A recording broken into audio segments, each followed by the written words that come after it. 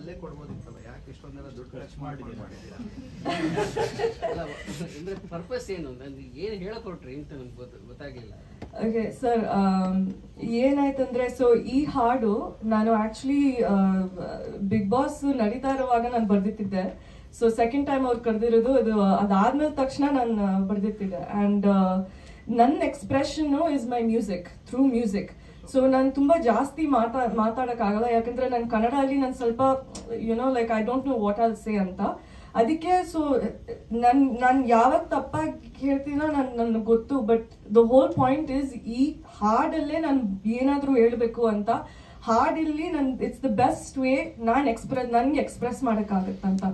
ಅದಕ್ಕೆ what message I want to say is basically ಯಾಕೆ haters ಇರಬೇಕು, ಯಾಕೆ ಜನಗಳನ್ನ ಯಾವಾಗಲೂ ಕೆಳಗಡೆ ಹಾಕ್ಬೇಕು, ನಾವು ಎಲ್ಲರೂ ಸಪೋರ್ಟ್ ಮಾಡಬೇಕು ಈಚ್ ಅದರ್ ಅಂತ. ಜನಗಳು ನಮಗೆ ಪ್ರೀತಿ ಕೊಡ್ಬೇಕಲ್ವಾ.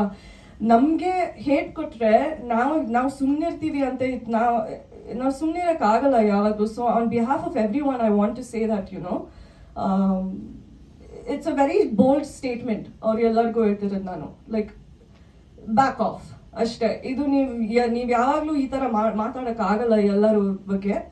ಆ್ಯಂಡ್ ಈ ಕಚರ ಪದಗಳು ಯೂಸ್ ಮಾಡೋಕ್ಕಾಗಲ್ಲ, ಯಾಕೆಂದರೆ ಎಷ್ಟೊಂದು ಹೆಣ್ಮಕ್ಳಿಗೆ ಹಿಂಸೆ ಆಗಿದೆ ಇದರಿಂದ.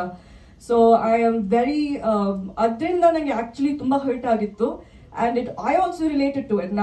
ನನಗೂ ರಿಲೇಷನ್ ಆಗಿತ್ತು, ಯಾಕೆಂದರೆ ನಾನು ನನಗೆ ಗೊತ್ತಿರಲಿಲ್ಲ ಅಷ್ಟು ಮಿಸ್ಟೇಕ್ ಏನೋ ಆಗಿತ್ತಂತ. ಬಟ್ ಲೈಕ್ ನನಗೆ ಇವಾಗ ಅರ್ಥ ಆಗಿದೆ. But at the same time I have to be bold. I don't step down. So yes, that's it. ಜನರಿಂದ ಪ್ರೀತಿ ಎಕ್ಸ್ಪೆಕ್ಟ್ ಮಾಡುವ ನೀವು